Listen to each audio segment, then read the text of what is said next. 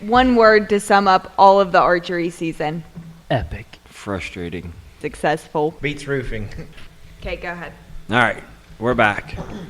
5th week and final week is in the books. We got a new guest, old buddy, new guest. We'll go around the room. We got Morgan. Morgan, tell yourself. Yes, I'm here every week. Okay, Morgan's here. I'm Walker White Knife.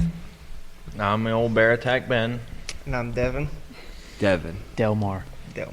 Delmar, the bull rider, the best friend forever. Rode bulls for the past 15 years, and I always hunted since I was young. And me and Josh we've been good buddies for a long time, or like brothers, to say the least. Yeah. Fight like them too. We've done a lot of killing together, and I always wanted to come out this way. And So Devin come out with us when we moved out a couple years ago. He worked with Reggie and Karen, the previous owners, for the first year. We packed and guided a little bit of rifle hunting. We run through these woods everywhere like an idiot. We didn't really have anything to do besides horse ride for that whole entire summer and scout. And I showed him the country. 5th week was good. I think it was our best bugling week. What did you think, Walker? Yeah, I'd say definitely. Finally, my spots come to life at the end of season. Thank God, it's about time. So my week, I had an awesome week. The first day, we hiked in, and my client, I'd been messaging him on and off all summer long. Good guy. We were prepped, ready to do it, in shape. Couldn't ask for more out of a client. We start in, and bulls are bugling right off the bat. And as we work around this part of the canyon over to where the bulls are at, we do a little soft calling setup just in case there isn't anything in the head of that canyon, and bam, a bull bugles a couple 100 yards out. I set him up, I drop back, start calling again. Bull's answering me back and forth. He's hot, he's coming, covering ground. I know the country, and there's a rock slide in front of him, and the bull starts to tip to go underneath that rock slide, and I knew in my mind that was our opportunity that we had just blown. I grabbed my client, and I was like, we need to drop down the hill quick. I was like, the bull's going to go around the rock slide on the bottom side of it, and if we're not down there, he's probably going to skirt directly under us, and if we're not where he wants to be, he's not going to come in real good. Yep. The way they come in like on a string. When you're where they want to be, or a nice spot where they feel comfortable to come into, it's literally like pulling them in on a fishing line. Yep. But I stopped the client, and I was like, the bull could skirt above us. The way the land is right there, he could easily hit one of those big game trails and come out above us, and if he does, the whole day is going to be blown, like right there in the first calling part where he got us caught with our pants down. I stopped it from going down over the bank, and if we'd have dropped down 100 yards, we'd have got a shot right there. We didn't. Kind of the bull quit bugling, worked underneath of us, went back to his cows, and then got hot again. We couldn't work on him. He was just in a spot where we were going to blow him with thermal, so it was too late in the evening by the time he started piping back off. So we pulled out of there, and I had banked on the elk kind of moving up out of there during the night, and you like to think you put them to bed, but they're never where you put them to bed, ever. So we got the high ground again. That way I could find them quick in the morning. They'd bugle early, and I could drop in wherever we needed to. Right off the get-go, bulls screaming. We dropped down over, multiple bulls bugling now. We drop down in, and thermals are perfect. We start dropping in 400 yards from them, I'm guessing, and all of a sudden I get this wind, hits me in the back of the neck. And I hurry up, and it's like that nervous feeling, like you want to do something, but you don't know what to do. The wind's like, oh my goodness. So I like take off running like you're going to like die instantly if you don't get into the sun, hoping that the thermals pull back up the mountain. So we run up into the sunshine, and luck enough, it's not at the right distance to call those bulls in. I bugled, and we had a long distance relationship for the rest of the evening. Bugling battles. It was freaking awesome as a calling. Like I got to call all kinds of crazy stuff, and that bulls, you could clap two cymbals together down there and bulls would have bugled at you. So the next morning we're pumped up. We're dropping right in. We got a plan. Elk been there. We're going to drop right into where we need to be in the morning. Well, we drop in there, and the wind is goofier than all get out right off the bat. Bulls are screaming, and we kind of get as close as we can. We work it. We can move around if we have to, but we We can't get over where we absolutely need to. There's just a long hike over there, and we've already thrown all our marbles in one basket. So we just bugle back and forth, and this fight is brewing between these two herd bulls. So what I figured is a group of elk had pushed over into there, and the elk that usually are in that canyon, he dropped into the bottom, and he got pushed off of where they usually like to stay. And they were not happy with each other, and we instigated a fight all daggum day. Called two satellite bulls. They were immature sounding. Called them into 80 yards. We couldn't move down over the bank, like I said. That little bench stuff, right before it drops into steep, the wind would change so much right there. We were nervous. We kind of had like the whole canyon to ourselves, so we knew the elk weren't going to get pressured by anybody but us, so we were just kind of soft touching them, but we were getting more aggressive each day. We're listening to this bull bugle every breath. We're popping limbs hiking out of there, and it's tight canyon. He's bugling and bugling and bugling, and the other one's bugling, and they're grunting at each other. And I mean, it was crazy. It was one of those days that you didn't have to kill an elk. There were so many elk screaming that it was satisfying enough. I told my client, I was like, some guys like hunt years to even get into hearing something like that. I was like, consider yourself lucky on a 6-day hunt Yeah. that we got to experience that. So the next day we're going to go way around and make a big, huge play, and it's going to suck for hiking. It's going to be an absolute long day, but we should be sitting pretty if the elk are where they were the last 3 days. We drop into that place, and it is quiet. There's no bugling. I'm like, I let a couple bugles as we went around at a couple spots where they like to hang out, the elk do. Nothing. Ghost town, baby. When I bugled, crickets were in the background, and we all started giggling and laughing about it. Nearest I can figure is that we instigated one heck of a fight all day long, and then two bulls got in some fight from the day before. It was like the rapture happened, and God only got the elk. So after that, my client, he had enough. He goes, what about shooting grouse? I was like, I know a couple good spots. So we actually, the last day, we threw in the towel, and Devin had got in. He got him a little bit of rest. Picked up Devin, drove around, and went and hiked a couple green roads and shot some grouse. Yeah, we actually just had a nice, relaxing day. We let the mountain beat us, and we cried uncle. And Walker's like, oh, shot another one. Let Walker tell his. Son of a gun's been hot. So I'm just going to go through the days of the week. Do it. Is that all right? So Yep, Monday. Send it. So this one spot that I was at the first week of archery finally gets opened back up because of the fire restriction. We roll in there. All right, so we roll into this spot, and there's just a bunch of finger ridges that branch off of this one main ridge. And, we're going through there, checking them off. We're dropping down in there, seeing if there's elk in there, calling, Doing soft calling setups. Yes. Yeah, then we were hiking up to the next one, and hear a bugle down below us. All right, sweet. It's in this little, it's like a half moon looking bowl type. Yeah. Perfect Anyways, for wind. Yes. For the elk. Yeah. We're working down towards them. Thermals are pulling up, back and forth, bugling, and we probably get 100 yards, and the bull just starts going away from us slowly, gaining yardage all the way out to where we couldn't hear him no more. We found where this bull's home was. So Monday was like a big scouting day. And Running this guy, chasing him. Yes. And the guy took a giant dump in this bull's bed.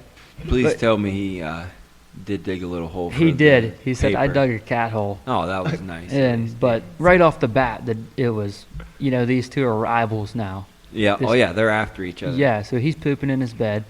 The competition is Yes, on. exactly It is mono. Yes. You had a one-on-one, and Yep. this bull, it was going down with this certain bull. So this right. is what's. That's what we did. Come back in the next morning, relocate them, but they were actually about 2 little drainages closer to the truck. End up dropping down in this drainage with them, and this bull is What kind of cover was he in? deadfalls, a little bit of alders, Yeah. just super thick. Super thick stuff. Yep. Yeah. So drop down in this bottom, and we circle out around this drainage, and by the time we're on the side that he was on, he just shuts up for no reason.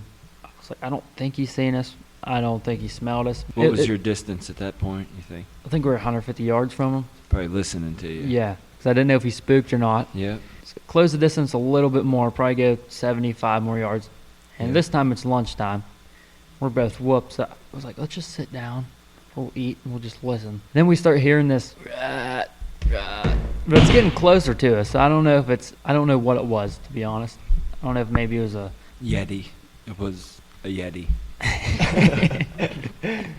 yeah, but I don't know. So we sit down, and I take one bite of my sandwich. It was a half hour goes by, and he bugled, and I was like, "Let's go." Threw my sandwich back in my pack, and we rolled out to him. And we got 30, 35 yards, but there was a tree in between my client and the bull, to where he couldn't see him. The bull come right over and peered down at us, Yeah. but he couldn't see it. He was like going crazy. He was like, "Am I going nuts? I don't see it." Like, that tree must be in the way. And then he stepped to the side, and by that time the bull turned around and started walking out. Then we circled on him again and got to 50 yards broadside, but just couldn't make the shot happen. And then Wednesday. Back on this bull. Yes. Trying to be. Yes. We didn't know exactly where he was going to be. So did you just strategically hit in on a spot where he was at last that you got into him, or did you go to a high knob to listen? I went to a high knob to listen because I knew he was going to be hot. Yeah. And he bugles across on the other ridge. So we dropped down and started hiking up that ridge. Took a little while, but it was Hours? nasty. Yeah, it was nasty. It was bad, horrible, miserable. But finally get up in the drainage. There's 3 bulls. So this bull that we got on Tuesday, Yeah. was a 6x7, and it mooed at the front of his bugle. So you could tell, like a This moo is the cow. moo bull. Yeah, so he'd Yeah. We find him, but there's another bull in this drainage that must have kicked him. I don't know, because the moo bull wasn't real talkative, and he was on in below this other bull, but the bull above him was screaming, roaring, making Yeah. a commotion. So I was like, that one sounds bigger, but you can't, whatever. Yeah. We roll around, and my client is dying. He is dying. He's like, I don't know how much more I got left. And I'm like, we just Gotta go. It's Yeah. it's now or never. Death So- for honor. Yeah, that's right. So we get in this just straight laurels, and there's a couple little pine trees here and there, and the bull would scream, I would scream, but then the bull started running from me because I didn't realize I was getting a little bit too mean. I must have been sounding like a giant or something. I don't know. Oh no, Walker, you getting wound up. You know Yeah. what I mean? Exactly. And I picked up on that after he ran. He went like 100 Yeah. yards, pushed his cow from us. Little And- dapped on the run. Yep. So Chameleon. I was like, all right, I just started cow calling straight up. Switched all my calls, sound like a whole new cow. And we get in about 50 yards, then 30 yards, and this point you can hear him in there panting. Yeah. And then he runs his cow right past us. We can just see feet and the horns going through the laurel down below us. And then he circles back up about 50 yards from us. And then there's a little tiny open patch. We followed this trail till, and he's right outside of that. And I pulled back, put my client on this little pine tree, and I just let this little tiny squealy bugle, and he come barreling through. And my client shot him at 9 yards broadside. I was pumped up. You just shot a bull. Yeah. Awesome. We just Yeah. worked our butt off for this bull. Mission accomplished. Yeah. First stage. Yeah. Big bull, little bull, herd bull. Heavy 6x6. I think he was the Good herd one. bull. Yes, I believe. So you swap into that calling where you were acting real dominant and you swapped to just a cow. What the heck do you think was going through his mind made him run in there? A receptive cow going to him and left the Yeah. bull behind? Is that? Yep. That's what I would have thought that he Yeah. was thinking. Then whenever you let that little squealy bugle, it was like a satellite coming to Yeah. steal her Yep. in between all of it. And you told me this went on for like 20 minutes. You guys were Yeah. doing all this. Yep. This client tells me that Walker gets in the bull's piss and wallers Oh, it yeah. all over himself, which we always talk about that getting ready for battle, Yep. man. It's like Yeah, we're prepped for war. we were probably 80, 100 yards from him, and you could see where he just peed 15 gallons of urine So I just scooped it up and rubbed it all over me. I don't Devin's know. giggling. He's I- seen me do that a Oh, time yeah. or two. Yeah. Smell good all day. Yep. Hear the bull run down through the woods. I let off another bugle, try to get him to stop just in case if he can get another shot or whatever. Yeah. And then I'm just listening. And then I start hearing some crashing and thrashing.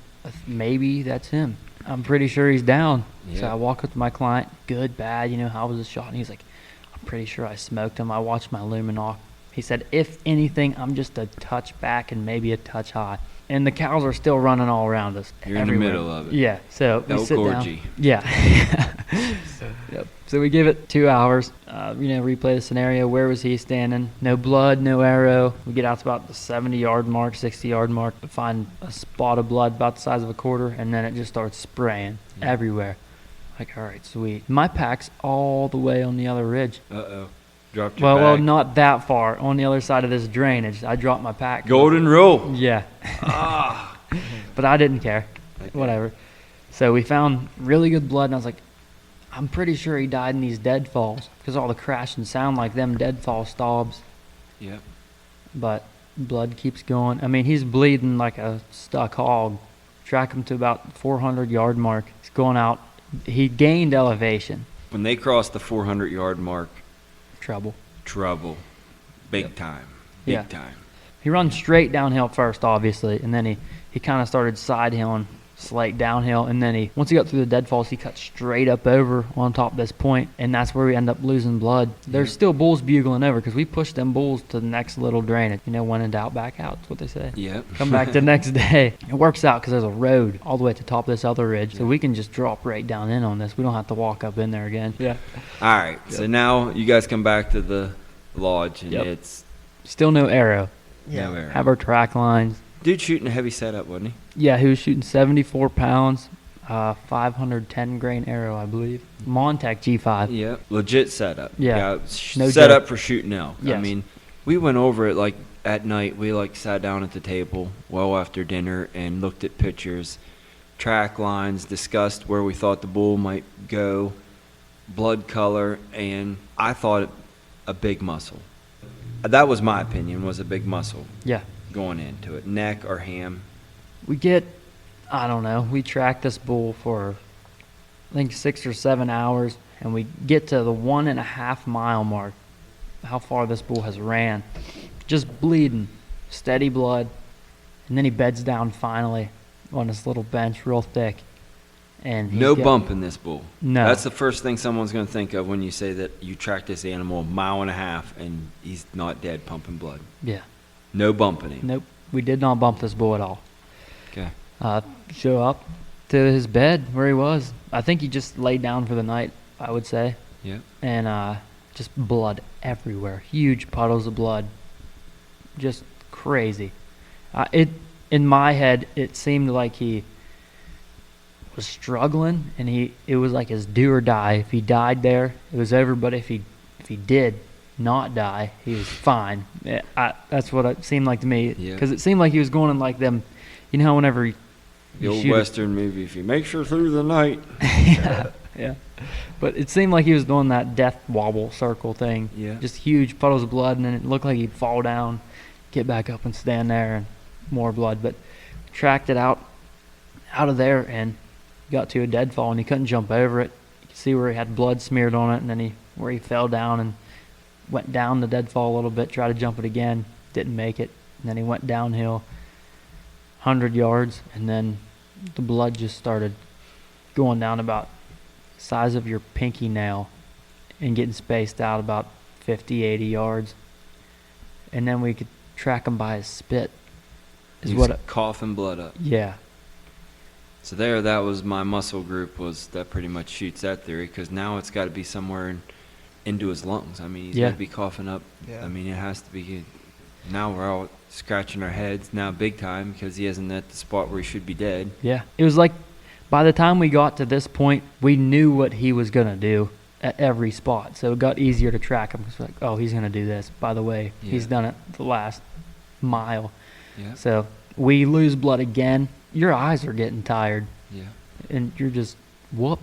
So we left, come back in the next morning. So third day of tracking, Yes. you brought in Gotcha. Aiden and Yeah. Ben. So anybody that thinks we haven't did due diligence looking for bulls, that they've Yeah. taken 3 days of daylight till dark searching this bull out in these Yep. canyons. So we start working down this trail where we thought he was headed that direction. We decided we're going to grid search it. So we're all 50, 60 yards apart in a line walking. We all hit this wall of death smell. Something's dead right here. So we dropped down to Aiden because we thought it was down by him. He said it was super strong. We figured he's either down on the bottom or in the gut. So we dropped down there, nothing, couldn't smell it anymore. Ben and Aiden go up the gut, and we just stayed about 10 yards apart from each other because it's super thick. You can only see 5, 10 yards in these alders. You know, if we get too far off to the left, you can't smell it anymore. Get too far off to the right, can't smell it anymore. So we keep working, keep working, keep working. Finally, we smell it. It's like, dude, this thing's 10, 20 yards from us. And there's this little tiny lip where you could see exactly where something would lay. We pop up over it, dead elk. Got him. Yeah, bear has it cashed. We are pumped up. We're high-fiving. We're like, heck yeah. And so we made this pact, you know, shoot twice if you find them. So they know to come. So I'm boom, boom, shoot twice. We're down in the bottom, and we hear his pistol pop off, and me and Aiden just look at each other. We're like, yeah, we found him. You know, we can. Yep. We come running up out of this gut, just ready to put hands on horns. Yep. So we're looking around. Can't find the horns. It was cashed. It was all mangled up. Buried. Buried. We start unsheathing this thing from bear grass and huckleberry brush. And Yep. See a jawbone. It's not as big as what it should be. Nope. Flip it over here. It's a calf elk. That was a huge heartbreaker there. So we named that place Heartbreak Hollow. That sucks. Yep. We just said whatever. We figured the bull's alive. We're over it. Went to the truck. I believe it was one lunged. I've read 1,000 things on Facebook groups and articles that bulls get one lunged and then they live. So a Tough. lot of emotion in this job. Big time. I have seen it go I'm gonna tear my heart out and drastically. kick it across the yard Yeah. and then Exactly. in the evenings. I could tell you when I get out of the truck, I'm pumped up, ready to go hunting. Yes. And I go about 300 yards, and that clammy, cold, windy like feeling comes over me. My backpack feels like it weighs 52 pounds. Your legs start filling up with sand, but then you hear a bugle. Game on, bub. I wish you could have a mood ring while you're guiding. It would change I colors do. all the time. You guys know I wear mine on my sleeve. I mean, you got stress, sadness, sorrow, fatigue, happiness, Anger. anger, depression, joy, excitement. And you gotta wake up and put a happy face on. Yep. It don't matter what you feel like. Being a guide, you're not just guiding an elk hunt. You gotta, You got to keep them pepped up. yeah. So you're a cheerleader. Yes. Elk guide / psychologist, philosopher. How do I you give keep? great marriage counseling. Yeah, I'm sure. I'm sure. Yeah, I've never been married before, so it's kind of like, I don't want someone giving me marriage counsel that's only been married once. I have no idea. they ask, what's this? What's that? So you need to be a biologist. You could even go into being a butcher because you quarter the animal up in the field. A taxidermist, because if they want their animal taxidermized, you got to skin it right. How do you keep a client that's just totally down? How do you keep him pepped up? You got to read the client. You got to, kind of learning his personality, what's going to make him, keep him fired up, whether it's playing Katy Perry in the truck on the way in the morning, singing Billy by 6ix9ine. I prefer the drill sergeant over Full Metal Jacket. Yeah. So you're also a DJ then. One of the guys that taught me about elk hunting, he would do the Motley Crew. I play it every once in a while. Got you. He'd bugle in the front, shake his long hair back and forth. No, it's hard keeping morale up. We get tight in 6 days. Yeah. Yeah. No I felt cap. like Brandon and I, by the end of the week, I was like best buddies friends, with that yeah. guy. Yeah. And then it's kind of sad because they leave and you're like, I know. ah. You don't even want to say goodbye to it. It's like awkward. I don't Yeah. like that. So, Devin, you guided last year. 2 years ago. 2 years ago. I keep saying last year. It's been long. Time flies when you're having fun. Yeah, tell me your Yeah. mule deer story. Mule deer. It was the first week that you ever guided. I Yeah. remember this because I was supposed to be out here that year, but I didn't. Really? And there was a lot of snow.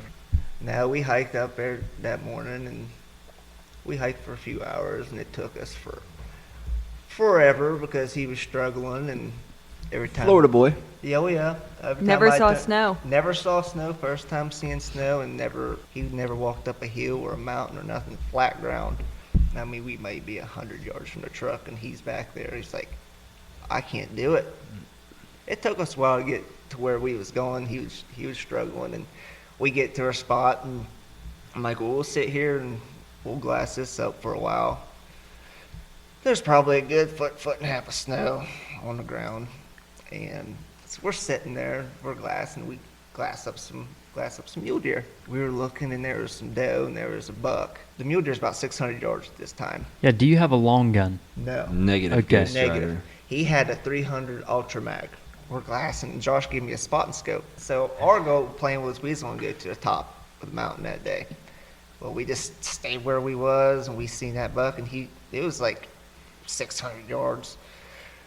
We moved in on him, and he was still just messing around with them doe, and he was going away from us, going up the mountain, and he didn't know, he didn't want to shoot, just kept Is the buck not big enough?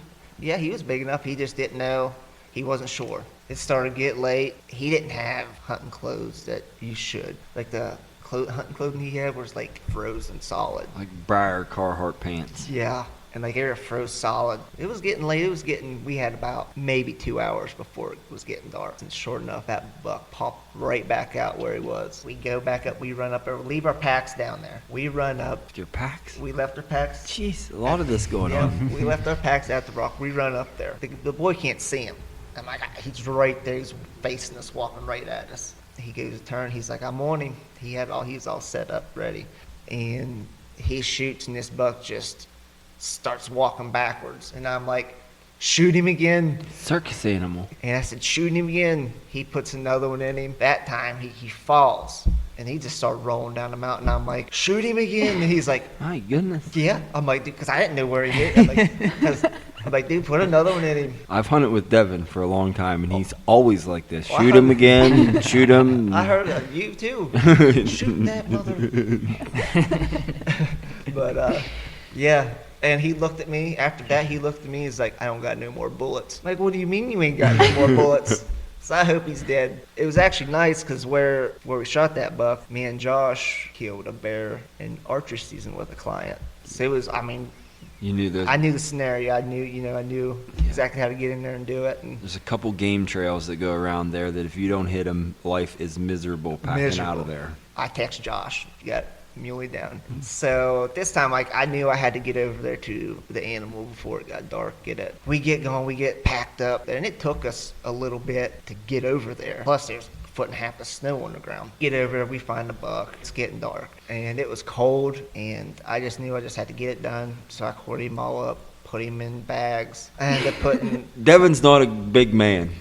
no, and he had some on his. I think he had the tenderloin, some neck meat. He might have I don't even know if he had a front shoulder. I put everything on mine, the head, and we started hiking.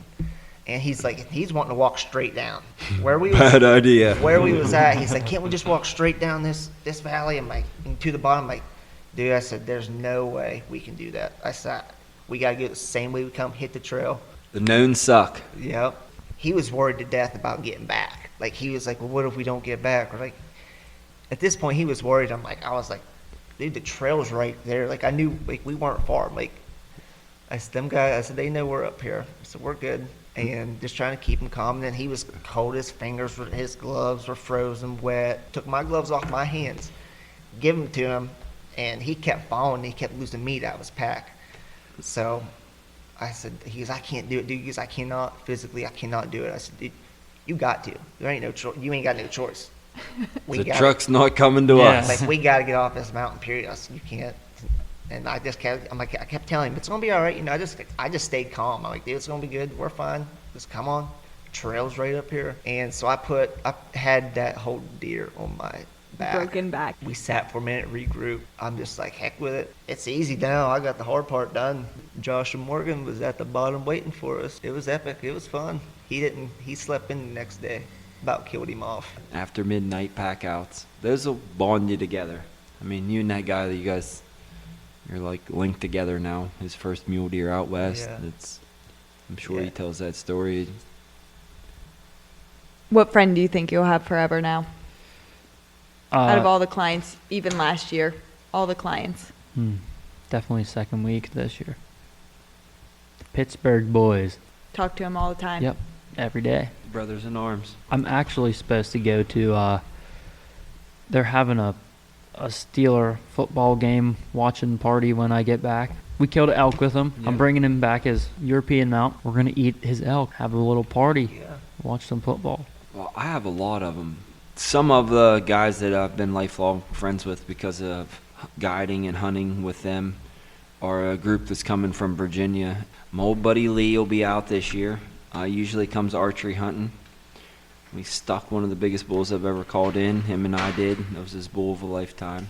I got a video of this bull Yeah, scratching Lee. the scar. So we've got video of this bull for you. Give him a war wound. Yep. Lee and I, we meet at orientation, and we're back and forth. I live so close to West Virginia. I have so much family in West Virginia. I kind of claim residency, West Virginia, Maryland, PA, all of them, because we're in and out all those states. So he takes it that I am from West Virginia. We are best friends that night at orientation. So in the morning, he gets out and asks me what truck's mine. He sees your license plate is from Pennsylvania. And he asked me real weird, and I told him this one, and he puts all his gear in the truck, and we start going on, doesn't say a word to me. Something wrong? He goes, I just don't know how I feel about hunting with a Yankee. And that was how Lee and I started our hunting experiences together. Lee and I have hunted together for years. We've did quite a bit of hunting together. I feel he's like my uncle. So we're on the mountain. Lee's never shot a bear. We glass up, Devin and I. Devin was there on this story. We glass up this bear. Lee can't find to see this bear. Finally, we get him to see the bear, and the bear moves. And I know if the bear continues to move, he's going to disappear between a ridge that's between us. So I just tell Lee, get your old wrinkled ass over to the next hill, and I'm taking a backpack and the gun. You just get over there. So I take off running over. I set the gun all up perfectly, stack rocks up flat. All Lee's got to do is get on this gun. Now, we bicker and fight like two old women all week. I mean, we're at each other. First thing he does is touch the bipod on the bipod on the end of my gun. So I slap his wrist. I was like, don't touch nothing. Just get on the gun and kill the bear. And I'm like yelling at him, cussing him. He was wanting to adjust stuff down. I'm like, my goodness, it's right there. Ray Charles could see that bear. Finally gets on the bear, shoots the bear. I tell him, shoot. Gets on the bear again, tips him over, folds him up like a cheap suit. We're greatest experience ever. We loaded on horses, hike it down out of there. Lee killed his first bear. It was the prettiest bear I've ever guided. It had tan trimmings, strawberry roan colored bear. It was cool looking, beautiful. Yeah. Came in that night, asked me if I truly loved him and would miss him because he wanted to kill him. And if he didn't kill that bear, that he probably would have shot Josh instead.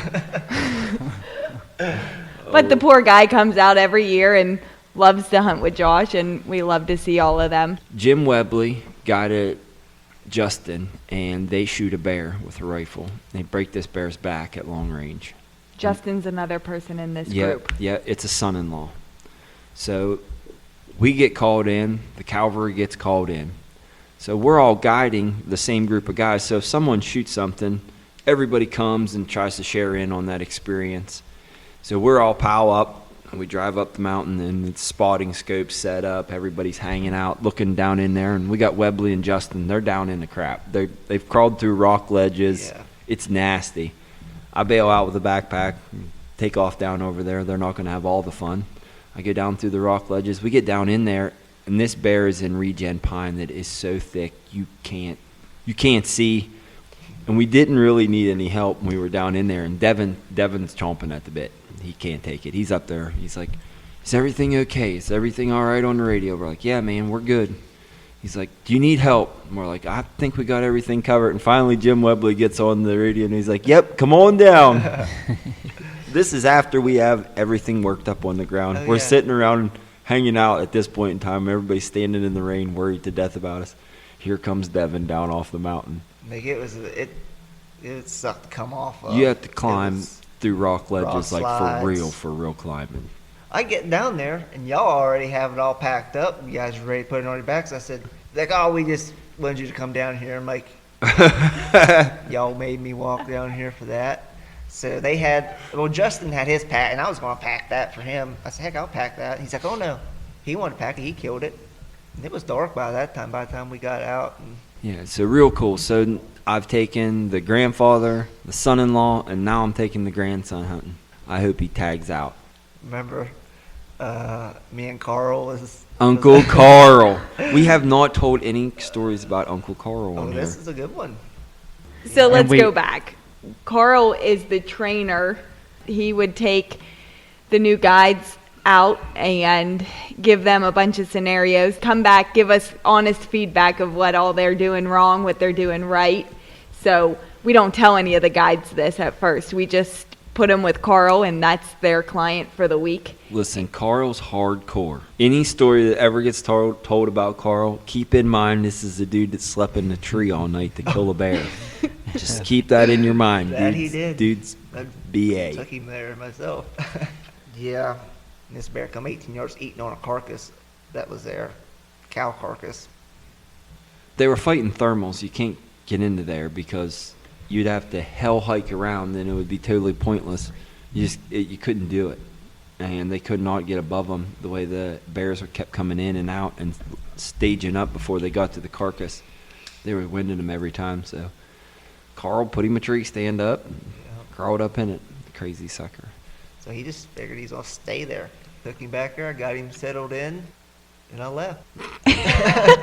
Left him there. Yep, drove 13 miles off the mountain, come back to the lodge. Good luck, Carl. Yep. See you in the morning. Laser beams. It worked out for him. That's Carl. So Walker also has a story about Carl, because that was how we were going to determine if Walker was going to be able to guide last year, or if he was going to do one more season of training with us. I don't even remember the day. I just remember we hunted all day, and he told me the truck is that way.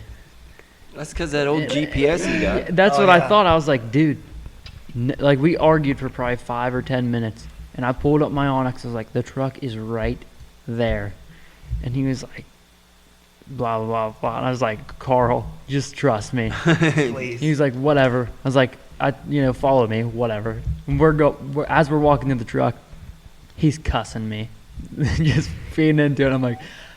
I'm like getting frustrated. I'm like, the truck is here. I know it's here.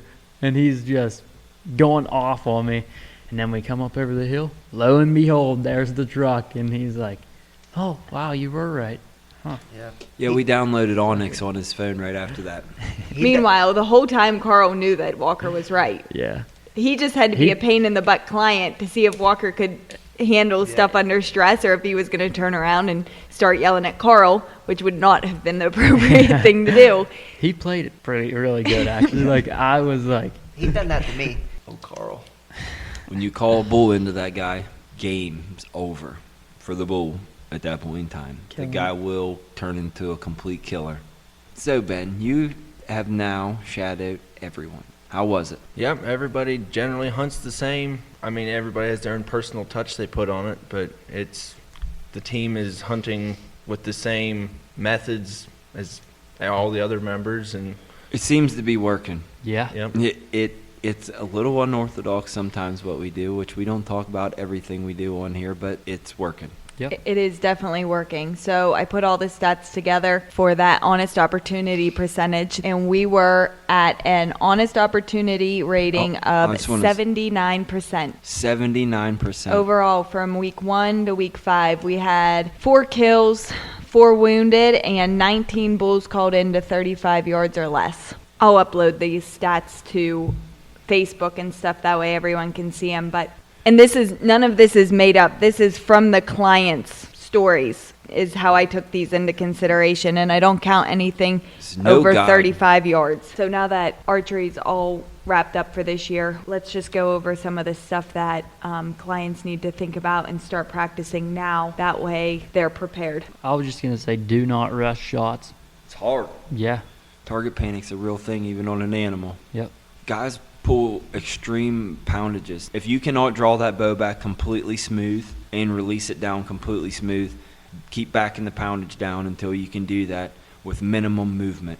because you have to draw your bow in awkward positions.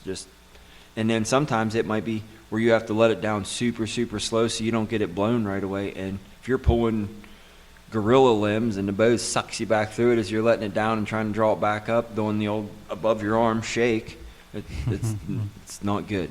So anyone that is booked for next year, if you're questioning your setup, then just reach out to us. Let us know what you're set up with, and we'll help you work through that. We're not trying to act like we know it all or offend anybody with setups that they're accustomed to, but we just want to see the bulls that get hit die. It only improves your chances. We want everyone all around to be successful. A bull with 2 holes in it is better than one. Pass through. Anything will work in a perfect scenario, but you don't plan. You plan for the absolute worst. That way when it goes right, it's sealed deal. Game over. Yeah. I'm pulling 58 pounds.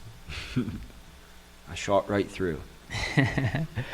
Yeah, the Raven Maker finally sent an arrow through a bull for himself. Whoa!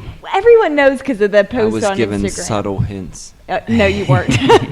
But yeah, we're going to tell that story next time. We'll wait till everybody gets back. Yeah, it's guide week. That's why we don't have a lot of people on the podcast. The guides just dispersed. We give them a week off. We could be booking hunters for the 6th week, but everyone needs a break, regain all their emotions and Their confidence. getting some sleep and going out and killing for themselves. So next week will be an update on how the guide week is going. Walker's going to kill a bear. Josh already killed his elk, so he'll be telling his story. Devin has an elk tag he's going to try and fill, and Jay's headed to Maine for bear hunting. Right now he's hunting mule deer and elk. Curry is over in eastern Montana. The uncouth beast has traveled east. Right, hunting antelope, muleys, elk if he sees one. Yeah, so we'll update everybody on some good stories next week. All right, that's us. We'll be back next week with Guides Gone Wild. Over and out. See you, bye.